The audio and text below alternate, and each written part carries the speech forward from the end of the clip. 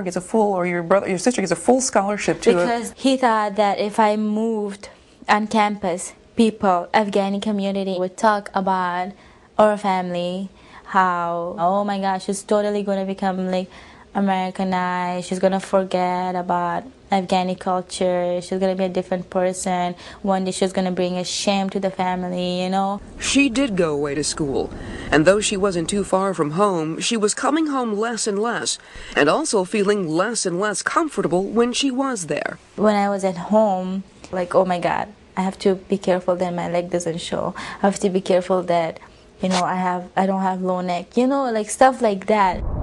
Miriam hopes one day to work at the United Nations, and last summer started visiting friends in New York City with dreams of moving there. Now, New York is a big city, and many mothers and brothers would worry about a teenage daughter or sister coming here alone.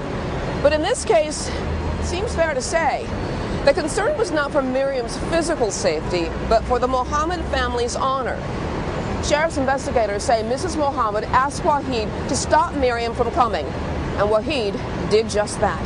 Wahid, we believe, made it his mission to prevent this trip from occurring, and took it upon himself to take action.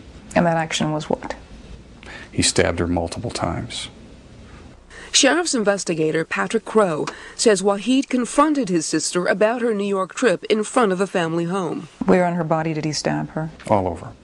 All over? All over. When she was being stabbed, were there other family members around? Yes. Her mother was there, right? Yes. What was her mother doing? I'm going to refrain from answering that due to the trial. When he was actually, attacking you, what was going through your mind? I seriously thought that I was gonna die. Neighbors witnessing the attack called 911, but before the ambulance arrived, sources close to the investigation tell us, Wahid then told his sister he would take her to the hospital if she promised to say he didn't stab her. Wahid put Miriam in the car and took off, stopping along the way to toss the bloody knife into a pond. Sheriff's deputies caught up to them at this intersection just a few miles from the house. Wahid was detained while his fading sister was transferred into an ambulance. Did Wahid ever tell you that his intention was to kill his sister? Well, that's something I can't comment on now because the case is still pending. I will say it's my belief that he intended to kill her. Could she have died from those stab wounds? Absolutely. He doesn't even have any real memory of it happening. John Bradley is the attorney for Wahid Mohammed, who has pleaded not guilty. Bradley doesn't dispute that Wahid attacked his sister, but says Wahid just doesn't remember. He can recount to me what happened right up until they were arguing, but best I can tell, he really doesn't have any memory of this actual incident happening. Doesn't that sound like a convenient excuse?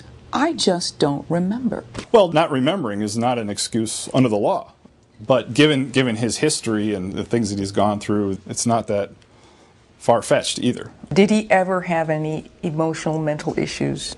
Nope, not at all. He was just normal. He was a normal person. Did he ever express remorse? I wouldn't view it as remorse. I view it more as after the incident occurs, he realizes he's in trouble. So I think it was more concern that he has to be tried in an American court, not in his homeland. Is there a reluctance to call a murder an honor killing? Traditionally, law enforcement's reluctant to label anything. And there's reasons for that, because you investigate every crime based on the facts of that specific crime. So I'll be candid with you. This is an honor killing because the perpetrator said it was. He described her as a bad Muslim girl and that he did not approve of her clothing. And that's a statement he gave to police. Yes. But whatever Wahid told investigators, Miriam, a devoted Muslim, believes what happened to her had nothing to do with Islam. This is from the police report. The reason he's giving is that you were a bad Muslim girl. First of all, he does not know what Islam is all about. So to cover his back, he used Islam as an excuse. Everybody has twisted religion with culture. She's making a point you've heard this hour, that although honor killings throughout the world are almost exclusively committed by Muslims, Islam has nothing to do with it. But Phyllis Chesler is one of a group of increasingly vocal commentators who say that notion is not only wrong, but dangerous. This is a Muslim crime. Chesler lived in Afghanistan when she was married to an Afghani Muslim. She is a professor of psychology and author of 13 books on feminism, religion, and culture. There's a very evolved political correctness going around in the world that does not want to say Muslims in any way are bad because they're afraid that this will make them racists. And being seen as a racist is the very worst thing these days. It's a parallel to 15 of the 19 Saudis who hijacked the planes and flew them on 9/11 into the building weren't real Muslims or weren't good Muslims. But not all Muslims are terrorists, not all Muslims engage in honor killings. Are we looking at a small minority here of people who actually engage in this kind of thing? I hope we are. But you only have to kill 50,000 women every decade or 100,000 to keep most of the women cautious and submissive. Why is it on the rise now? Because jihad is on the rise, and part of what jihad is about is totalitarianism and the subordination of women. If the Muslims who are terrorists hate the West, the symbol of the West that they most love to hate is the emancipation of women, is women's freedom here. Protecting the freedom of women, that's what Miriam wants to work on if she ever gets to the UN. And paradoxically, she thinks that surviving the horrible crime she suffered was a step in that direction. Now I know that I don't have anybody controlling me anymore. So this incident basically freed you. Oh my God, definitely. And I'm not going to let anybody, do anything like that to me ever again. Coming up, police say a man shoots his daughters 11 times while 911 listens in. How did he vanish into thin air?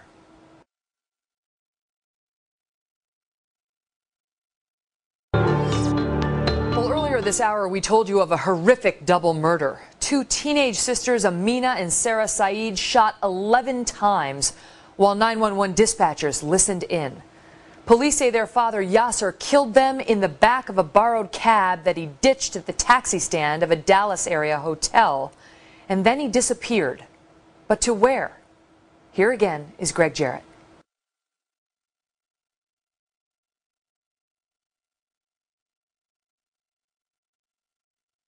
Yasser Saeed has just basically vanished. We've gotten no phone calls, no tips. If Texas police are stymied, the girls' American relatives are trying to generate tips on their own. This is a picture of their dad. If you see him, please call the police. They've even hired a sketch artist to help them make flyers showing what Yasser might look like in disguise. Meanwhile, the girl's mother, Tissy, moved in briefly with her husband's brother. She has not spoken publicly. Their son, Islam, the girl's brother, staunchly defends his father on his MySpace page, along with the words, F Americans, all of them. And in public, he's claimed his sisters were killed by Mexican gangs, and that his father fled out of fear of getting framed for those murders. But Joyce Boucher, his American great aunt, says Islam told her his sisters got what was coming to them. He kept talking about if the boyfriends had left them alone. He said the girls got what they deserved because they knew the rules. Have you learned that the father said that his honor had been shamed? There's a lot of points to this case that we're not going to go into. But if it's based on culture, you might be looking therefore to friends who shared his culture. And you think we're not looking into the culture, and we're not. I don't understand where you're coming from. That's why I'm trying to explain to you that we understand and we're very well aware of possibilities and speculations. But the girls' aunts think there is only one possibility, that this was an honor killing. And after 7 months without an arrest, they worry that the failure of police to call this crime what it is may mean cops are not doing all it takes to find the killer.